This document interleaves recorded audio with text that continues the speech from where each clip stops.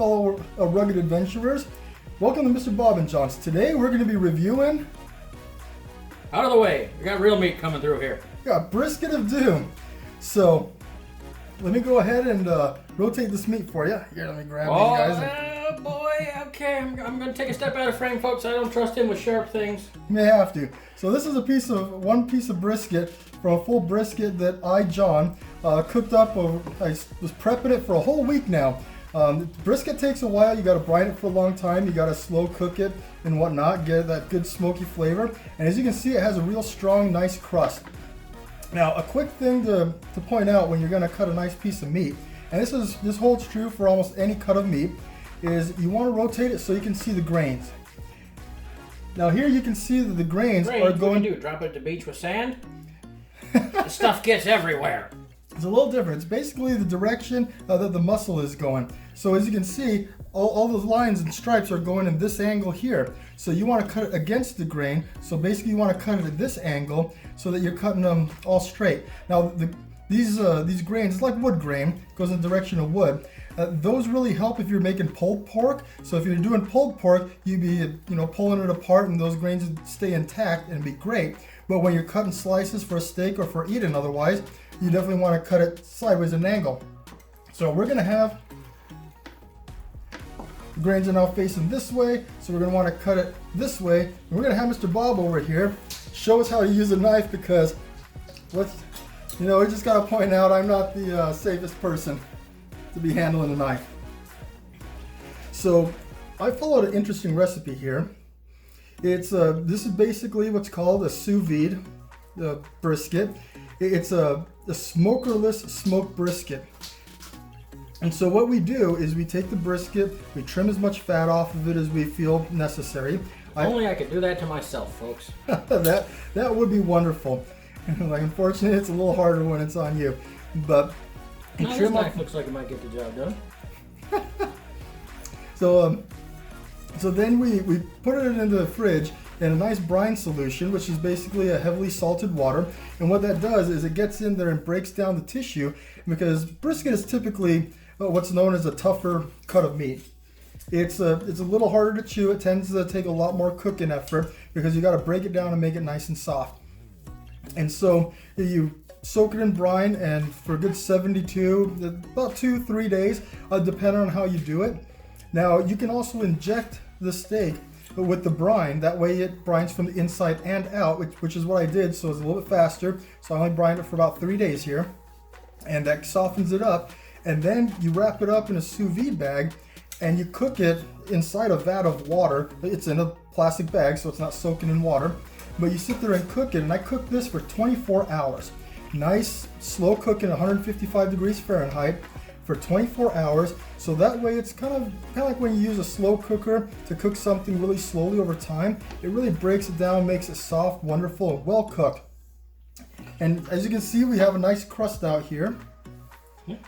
Certainly got a beautiful color, and you can see that it's a good crust when it gets everywhere. Just a little bit falls off. That's beautiful, but most of it is definitely adhering. A little bit of fat here. This was definitely the lean cut, but that's definitely what I would prefer myself, and I think that's how John likes his meat. He likes it lean. Just keep that in mind, ladies. Anyway, that looks good here. I'm going to take that end piece. I'm always a fan of the end piece. You get that really good bite of bark. One of the best bites there. Now this bark I actually made it a little spicy and went a little extra heavy on this one. I actually made this over the weekend for the family, and so I've tried this, but the pieces, I made them separately, so I put the bark on separately, and I felt that the bark wasn't as strong, so I put the bark on a little heavier on this. And it's definitely, like Mr. Bob mentioned. Look at that, folks. You don't even need the knife. Oh yeah, you definitely don't need knives with this. It's cooked really well. And as Mr. Bob pointed out, this is the lean cut of meat.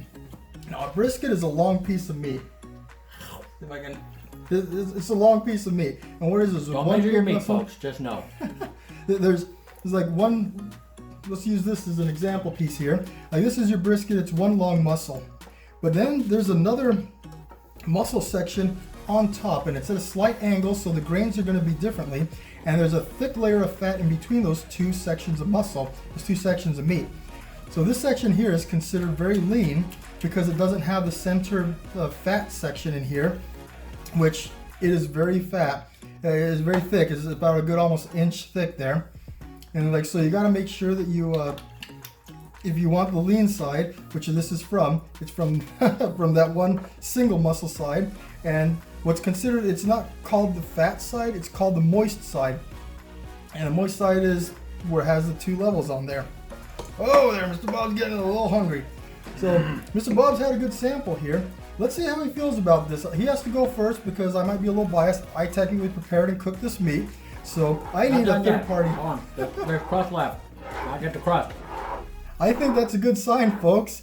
We'll have to wait a little bit for him to come out and tell us, but yeah, definitely I prepared this. So I mean, clearly we need a third party person. I haven't told him how great it came out or anything. I mean, we barely unwrapped it. We barely cooked it earlier today. So he was here for the whole process. But we actually cook it a second time. We apply the crust to the seasonings on the outside, then we throw it in the oven and to bake the crust on. The inside's already thoroughly cooked, but we got to apply the crust. And so we actually did the crust right here at Mr. Bob's just earlier today, like an hour ago. It was in the oven. So let's see what Mr. Bob thinks of this wonderful cut.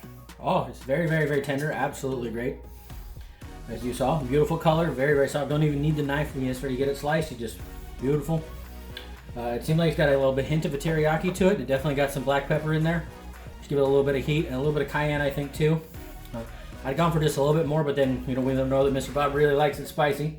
Didn't want to let anything get away. I ate everything that I cut, and then I don't know what happened to the rest of the brisket, folks. It's missing in action. We're going to have to put up some posters and see if we can find it, but it has left the building, so I don't know what exactly happened. But I would say for sure. I mean, and you can tell that it's a time-taking process, and that's really what you taste, is the time and effort that went into it and the love. So, I'm going to give it absolutely 2 thumbs up. Both flavor and tenderness. Ooh, sounds like the neighbor might be enjoying it too.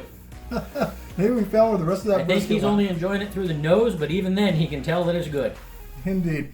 So I gotta say, is like, this definitely did come out very good. And one thing about sous vide the meat is you can get a meat really very tender.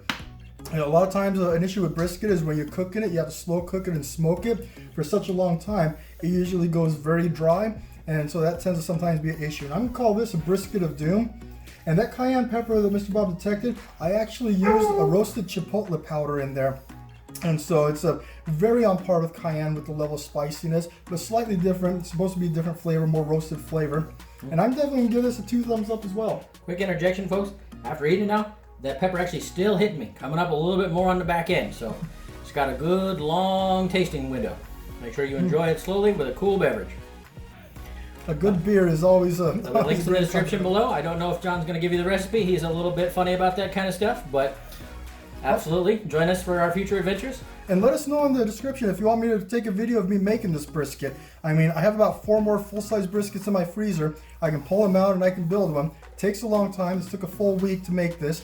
But for you guys, I'll do it. All right. We'll see you in the next one, folks. Click that notification bell so you can get those notifications and join us on the next adventure. Hold up, Mr. Bob. What? Let's do one last thing. We got to give this a doom score. So on a scale of 1 to 10, and just to make this confusing, 10 dooms is going to be a great score, where like 0 or 1 dooms is going to be a terrible score. I'm going to give this 9.5 dooms.